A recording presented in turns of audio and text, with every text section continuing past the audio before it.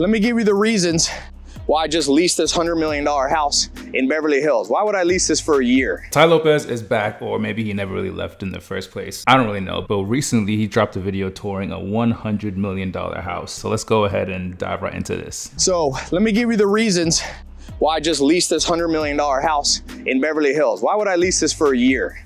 Now, I'm not gonna lie, right off the bat, pretty nice house. Just saying. I'm gonna tell you what Felix Dennis, he had the 3 F's rule. If it flies, floats, or lease it, don't buy it. I don't know if that house does any of those 3 things, but that's not the real reason. I'm gonna give you the reasons why I would do something crazy, because we live in a world, it's like if you lease a Lamborghini, people think, oh, this person's dumb, or they're trying to pretend, or if they lease a house, you know, this isn't an Airbnb, this is a long-term lease. People are like, oh, and I'm going, no, use your brain. They don't teach us in school financial literacy. So let me give you some reasons. now I will say this, there are a lot of things that they don't teach us in school about financial literacy. Like, I wonder how come no one ever taught me how to write a check. I literally had to Google that a couple years back because nobody knew how to do that. And these are just little things that I feel like we should be taught in school. So I don't think he's wrong about that. But right off the bat, saying that it's financially savvy to lease a $100 million house, 8, 9, 10 reasons why I leased versus purchased. Now, for me, I buy farmland. I own farms. This is number 1. There are things you should buy and things you should lease. I like to buy farms. Farmland's been the best risk-adjusted return in America in the last 30 years. A home like this for $100 million, I think I'd rather put my money in something useful like farms, although this is pretty useful too. So I feel like that's debatable. I mean, it depends on like the location and, you know, farmland. I don't really hear a lot of people talking about purchasing farmland. Of course, everybody has their own thing, but I don't know. Like, what do you guys think? Has any of you guys ever purchased farmland or had any interest or know anybody that purchased farmland before? And what are the actual returns on that investment? Rome calls this more of a hotel than a house. Got the elevator over here. You got the bedrooms. And it's a nice house. I mean, that's giving. Rooms. Pretty cool. I'm getting ready to put a grand piano in here. What I also like about this house, and reason number 2, is a lease for tax purposes and deductions. If you've got a big wing of business like I do, you get better tax. Okay, so I watched this before and a lot of y'all were commenting about this. The fact that he has this sectioned off in his house is kind of weird. You know what I mean? Like, I don't understand why you would have to have something like that sectioned off in your house when it's your house. Like, you should know what part is your own personal space and what part is your space for business. But, you know, the thing about Tai Lopez is he's a very polarizing character. A lot of people love him, a lot of people hate him. I met Tai Lopez initially when I purchased his 67 Steps years back. That was like his very first program that he did. And it personally got me into personal development and that kind of thing. So I, don't really have any qualms against Tai Lopez, although he does sometimes give off very shady kind of vibes, but hey, to each his own. Like, I don't know him personally. I don't know his dealings. So I'm not going to be the one to judge him just based off of his content and stuff. But it's still kind of weird though that this is sectioned off in this kind of way.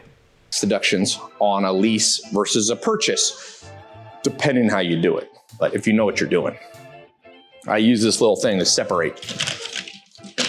Actually, let's go this way first.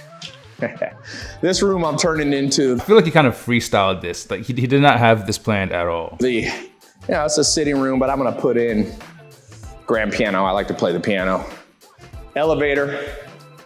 I'm putting the logo on here. So the next reason, number 3, is flexibility. So you got to know what motivates you. There's 4 M's of motivation. I built a system that's a personality quiz. M number 1, humans are motivated by material things. Number 2, humans are motivated by mating. Number 3, movement / freedom. Number 4 is mastery / status. For me, I mean, with those status things, with the / definitions, I feel like it's a little stretch there, but I found out years ago, my number one motivator, I'm motivated by all four, but the strongest is movement freedom. So by leasing a home, you can just be like, I'll be in here for a year. Could be, I got a multi-year extension if I want to, but I have the ultimate flexibility. I might not like being here. I've lived around the world. You know, I've got homes in multiple places and the world changes. So you may want to lease, even if it's a big $100 million home like this, okay? So what are your guys' thoughts about this? Because I understand what he's saying about it being flexible, but at the same time, what is the trade-off with spending so much money on one single property? Like he mentions here, he has multiple houses. So, you know, I get not having to, you know, not being tied down to something, but, you know, I could see if you had issues with a house or something like that, you might side with this. But what do you guys think about this here? Here's the kitchen. It's got a cool kitchen. Next reason is charity. Never just live for yourself. I call it the 50-50 rule. You should spend 50% of your life living for yourself and your family and people who depend on you, but 50% live for the good of others. So this house is amazing. I already did a big event, a charity pool party. Here's the thing. Okay, 50% living for yourself, 50% living for charity and other people. I don't know about the percentage 50-50. I don't know if it necessarily has to be that specific. However, here's the case. I think that is a good way to live your life if you are at that place to be able to give 50% or whatever percent of your life to charity. But if you are currently struggling, if you're currently broke, if you're currently trying to figure out how to make money, if you're currently trying to like just get stable, you shouldn't be focused on charity, in my personal opinion. And here's the thing, I am for being a giver and for supporting people and from helping people in need. I totally understand that. But at the end of the day too as well, you have to also help yourself, because if you're able to help yourself, you're able to then be in a better position to help others. But if you're drowning in whatever circumstance that you're in, it's going to be very hard to help somebody. So yes, Ty, being charitable, giving to other people, very helpful, but you want to make sure you take care of yourself initially. Now that might sound selfish, but I think that has merit to it. Party, you know, this backyard will hold 800 people, and I sold tables, and all the profit from the little tables in the back went to charity. So you can do good with a big house. So now, why lease versus own? See the other reasons. But you got a lot of stoves. If you want to bake, you got 5 stoves. You got ranges here. Pretty cool. I should put that in a reason. But that's not a reason to lease versus buy, but food is a good reason. Next reason to his house seems very empty for somebody that is living in it, but you know, lease versus buy is maintenance responsibility. You know how expensive this house is to maintain? That just eats up capital that you can do other things with. A house like this got like 16 air conditioners. Things can break and you can drop $100,000 like nothing. This marble, this is a very well-built house, you know? I still have some of the ropes from when I did my last party. I mean, I agree with that. One thing that's really nice about leasing a spot is you don't got to deal with the maintenance, which is why a lot of people decide to rent apartments before buying a house. And yeah, so I can see that. Party out here. So I love the fact that it's like you're not responsible really for the maintenance if you negotiate your lease right. Next reason is when you buy, you're making a bet on that location. And places like California like this, they've changed. Look up at property values up in San Francisco. People thought things can never go down. Homes that were $10 million are selling for $5 million. Things that are $1 million condos are selling for $400,000. So because of the uncertainty of the modern world, leasing versus buying, you're not having to make such a long-term bet. You drop 100 mil for a house like this, Beverly Hills, you're making a strong bet on California. And I don't know if you've been watching the news, California a little cray-cray. So I think this, with Tai Lopez, this is a very unique situation because he's looking at this and based off of location and betting, but it also depends on where you're at in life, right? Like he clearly, I don't know if he has a family or not. I don't think he does. But if you are, let's say you're a family man or you're somebody that wants to start a family, you want to be stable, you want to be in an area, then I don't necessarily think that buying is a bad thing. But, you know, with his particular lifestyle, that makes sense because he wants to travel and be free and all that kind of stuff. I get that. But it depends on who you are. It depends on what your long-term goals are. If your long-term goal is to eventually, you know, have a family and settle down and do that kind of thing, then this doesn't really make a lot of sense. So here, it's great barbecue. big parties, we just have hamburgers, hot dogs, fun, pool. I like swimming is underrated, man. Jogging's hard on the joints. Swimming, there's a certain magic. You look at those people like the Maoris, like The Rock, you know, people from the South Pacific are in some of the best shape. Something tells me he's never dipped a toe in that pool. Historically, the people who swam a lot. So I love swimming. I don't know why we still have all the ropes up, but I like to do my workouts outside when I can. This has a... All right, yo, listen, everyone is at a different space and place in life, but come on, dog, you got to have more weights than that. I mean, really, just put it into perspective. $100 million house, weight set. It just doesn't correlate, you know what I mean? I would think he would have a gym or something, but... As a whole gym, I'll show you. But another reason, it's a great opportunity to test a place. So if you negotiate a lease correctly, you can a lot of times put that you have first option to buy. So it's a great way. This is the guest house here in the pool. I got friends that stay here. My mom, when she comes to visit, she likes to stay close, but be a little bit separate. So she stays here in the pool house. This is where we had the tables for the charity thing. It was pretty cool. We had the DJ over there. You know, I kind of like that. I've always envisioned, you know, one day having a nice house or property where I could have family stay over or just friends stay over. So I really like that kind of vibe, especially when your parents are getting older and you don't want to put them in a nursing home or something along the lines of that. I mean, everyone is different. So this room, I'm turning, Anton's here, CEO here. Anton does not care at all what's going on here, which the people that just hang around Tai, I just feel like they just have this nonchalant energy around him. They just don't pay him any mind. Getting some work done, but this is becoming the game room. I'm gonna put a poker table in here. Super Bowl, you can open this to outside. You got your own bar here, which is kind of cool. But now I want to go back to one of the points of leasing versus buying. When you buy, the money that you put in, let's say you buy a $1 million place, 10 million, 100 million, that's not a tax deduction. Now, sometimes if you're doing an exchange out of another property, but that's a little more advanced. I'm not gonna get into that right now, but the point being, in general, when you put money into a lease, assuming you work with an accountant, knows what they're doing, good tax lawyer, and you're genuinely using it for business purposes, there's a tax deduction element. Usually you're not gonna tax deduct the whole place because you're using some of it for personal. But a reason that I like to do a $100 million. He was like, yeah, I'm not trying to be in this video anymore. Huge house is it's easier to clearly delineate what's personal and what's business. I section it off, and with this house, I just wonder, and I'm not a tax expert, but is it really necessary to have your house sectioned off like that in order for you to be able to deduct a part of your house for taxes if you're using it for business? Anybody know, leave it in the comments below, because I don't think that's necessary. But then again, you know, I'm not a tax person. In addition to my office, by the way, get yourself a treadmill desk. Change your life right here. I'm loading all my... What's up with him hitting tables? He just likes to smack things. My books in.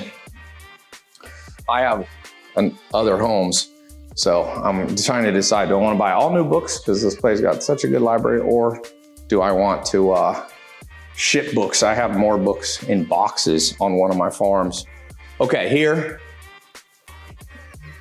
as I said, one of the advantages of leasing versus buying is the business element of it. Here, this house has a ballroom. I have a lot of my C-suite, not all my. So here's also something that's really confusing, because he had the other parts of his house sectioned off for business, but then now he has this part that is for business that's not necessarily sectioned off. So what's going on here? Employees, but I have like the leaders come, and it's very easy. The reason I do a $100 million house is it's big enough. You have a personal section, you walk in, instead of me having to commute. You do not want to commute in Los Angeles. Rick Field here, one of the chief branding officers, he likes to have a very small monitor here. Rick has the world's largest monitor, but yeah, this is... Rick does not care. He's completely over it, as well as every other person. Like, look, everybody else here in this video, they just don't care at all, which, I don't know, maybe it's the energy he brings, who knows. This is a cool place. It's got very finely crafted kind of, all of this work that they did is pretty incredible.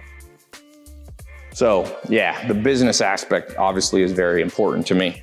Okay, another reason, lease versus buy, speed. You know, the founder of ChatGPT, he's gonna become one of the richest humans in history. I think he'll be one of the first trillionaires.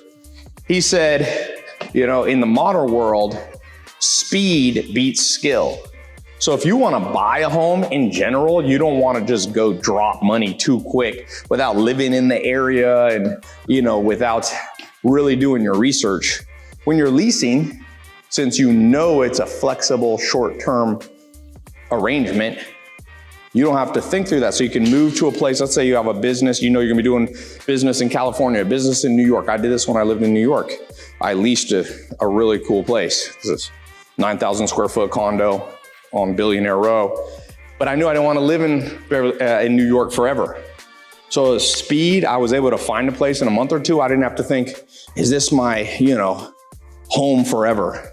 It's a very Scarface place or Godfather. Once again, all depends on your long-term goals. Tai Lopez, a little bit of a different cat here because he is just all about living his life and being an entrepreneur, which is fine. But that doesn't necessarily mean that that makes sense if you actually want to settle down. I need to get the little, say hello to my little friend video going. Funny enough, I just watched Scarface for the first time not too long ago, actually a couple months ago. So don't judge me, but it's actually a really good movie. I need to see it. I need to see it again. There's a lot of bedrooms up here.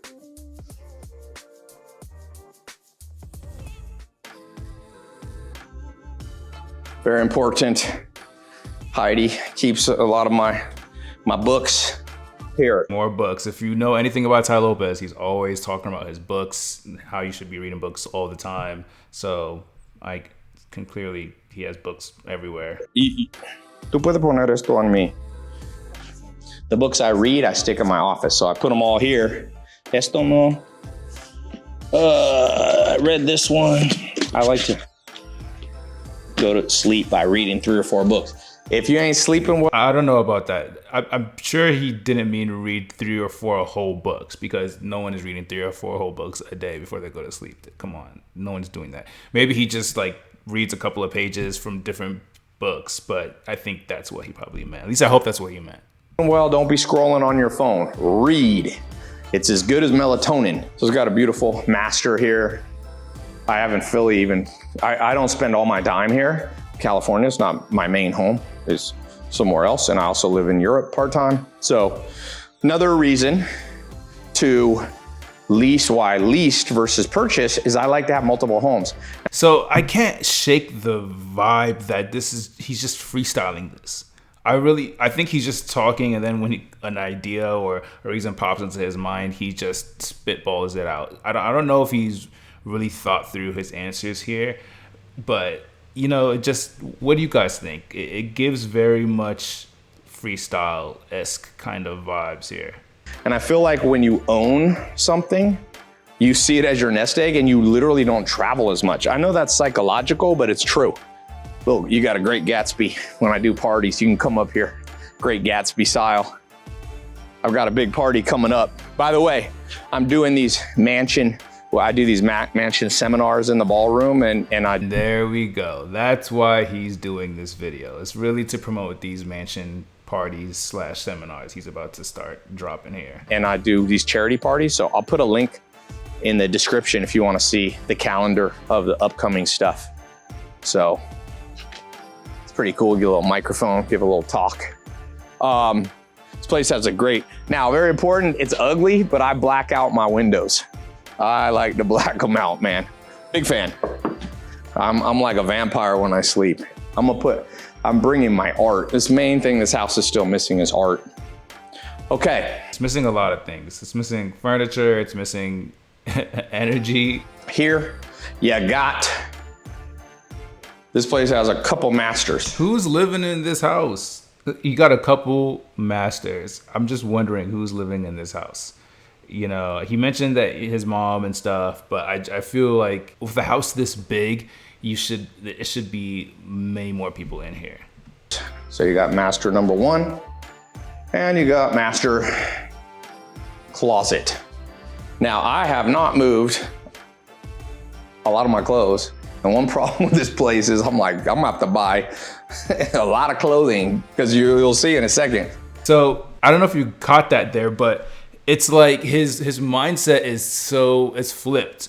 He has a big house and he has a lot of space, so his thought process is to buy more clothes. Which, I don't know, what do you guys think? I would think typically people don't necessarily buy clothes for the sake of filling up space in their house. They just buy clothes that they want / need, and then they just put it in the house where it seems fit. So, but once again, you know, rich guy vibes. If you were rich and you got the money, why not? You know, goals, as I would say.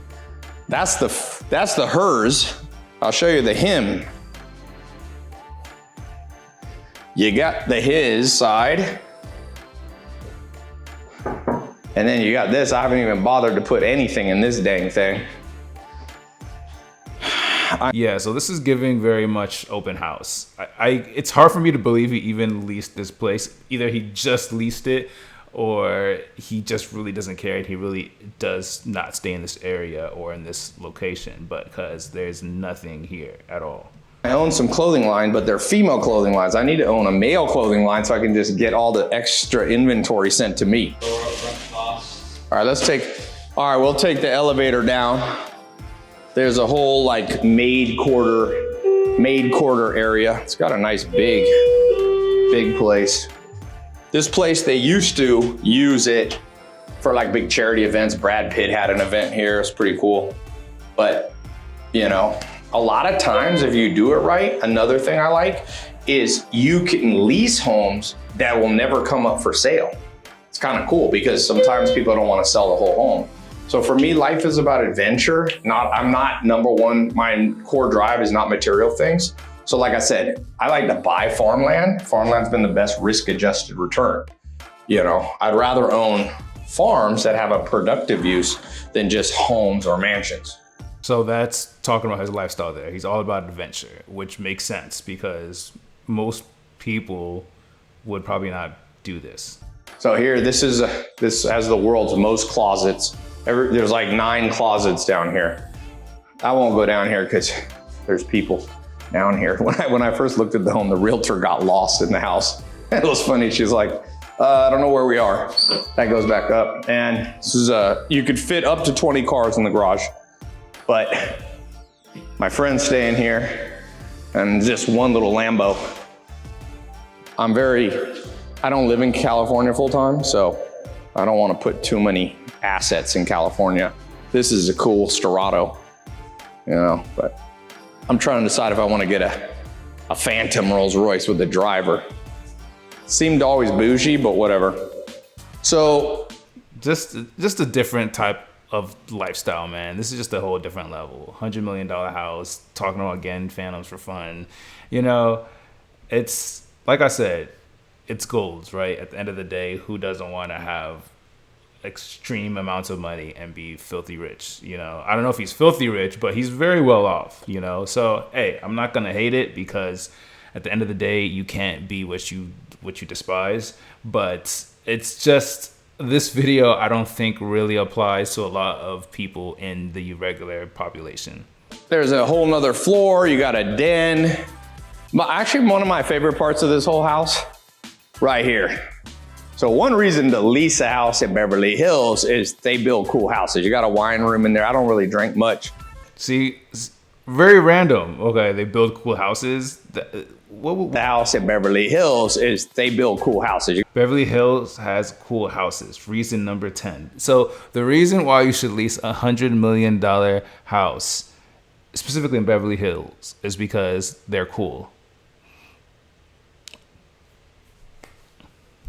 Houses. You got a wine room in there. I don't really drink much, but I use this a lot.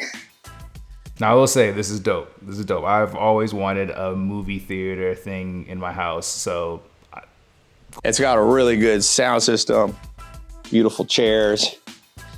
I had the first night I moved in, like 5 friends, and what did we watch? The Bourne Experiment, and it was like everybody fell asleep in the chairs. He don't even know the name of the movie, but we're gonna keep moving. Everybody's snoring. Guys' night. Everybody's sitting there snoring. Now this is one of the coolest parts of this house. So Like I said, another reason to lease is you can get some crazy cool homes. I've lived in some of the coolest homes in the world. And if I was trying to buy them all, I wouldn't have been able to do that. So for me, the next reason to buy is adventure. I'm an adventure guy. People always ask me, Tai, why are you still doing business? You know, I could have retired and had enough recurring revenue probably in like 2007 or 8. You know, why didn't I? I like adventure. There you go. Lifestyle, right? That is his main argument here. That's the only way something like this would work. Otherwise, this is not realistic. I don't think this is real good financial advice. Personally, you know, I just don't. So a home like this is like, I don't know, maybe I'm too addicted to dopamine. So let me turn the light on here. Check this out. You got an indoor pool, sauna. That's kind of cool. I ain't gonna lie. This is where I'm putting the gym equipment. So, there you go. By the way. Yeah, we know you need more gym equipment, man, for sure. This doesn't just apply to houses. You can lease good gym equipment. Like really high quality stuff. If you don't want to drop 100 grand, sometimes you can lease it and give it back to them at the end. Same with cars, you know?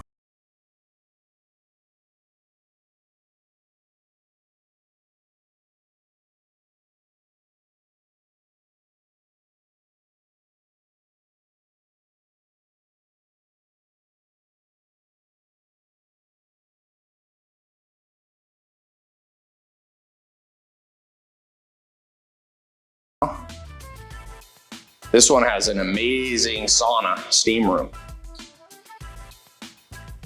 Turn the light on. Boom. It's really healthy. It's great. You can put ice in the jacuzzi and have a ice plunge. Now what they did smart here is they just really well ventilated, so it's not musty down here. So, by the way, you know, the next thing, as I said, this applies not just to houses, but also to cars, also to gym equipment. Don't be afraid to lease. Don't be afraid to lease. As I told you at the beginning, what Felix Dennis said about the 3 Fs. So. Yeah, I'm not buying that. No pun intended. I just feel like leasing does have a place. Don't get me wrong. It definitely does. But you got to be careful what you're telling people what to lease. And it also really depends on that person's personal, where they're at in life, what their goals are, what they're trying to achieve. So unless you have a lifestyle that's similar to Tai, or you are trying to do something, you know, or you just have a lot of money to blow, then maybe some of this might make sense. But overall, don't just lease things just for the sake of leasing things. That's how you get into debt. And that's how you start to create a lifestyle that you actually can't afford, which is going to just get you into a lot of trouble that is not worth leasing the stuff to begin with. Don't listen. People are financially illiterate. They're like, oh, if you didn't buy it, that's something wrong. Do the cost benefit analysis. Sometimes it makes sense to buy. Sometimes it makes sense to lease. If you know you want to be there for a long time, like farms for me, I don't want to be switching farms. You're building and improving. I got organic farms. You know, you raise a family there. I'm gonna buy those. But adventure, fun, business uses, flexibility, lease.